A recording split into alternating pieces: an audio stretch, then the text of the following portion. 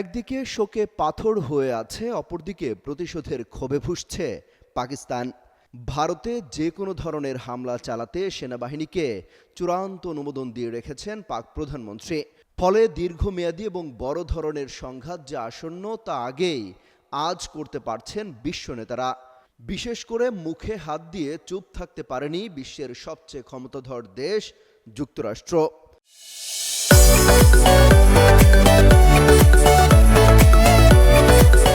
মার্কিন president Donald Trump মুখ খুলেছেন ভারত পাকিস্তান যুদ্ধ পরিস্থিতিতে। পাকিস্তান বলছে ভারতকে এই হামলার মূল্য দিতেই হবে।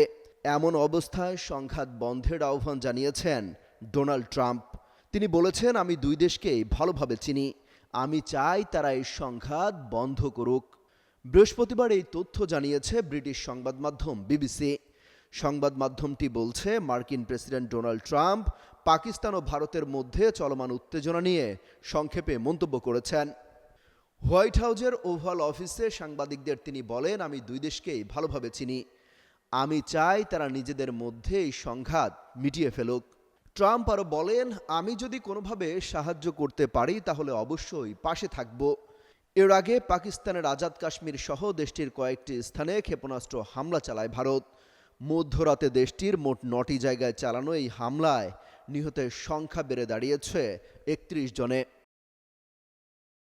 তাৎক্ষণিক প্রতিক্রিয়ায় পাকিস্তানের বিভিন্ন স্থানে ভারতের ক্ষেপণাস্ত্র হামলাকে লজ্জাজনক বলে আখ্যায়িত করেছিলেন প্রেসিডেন্ট ট্রাম্প।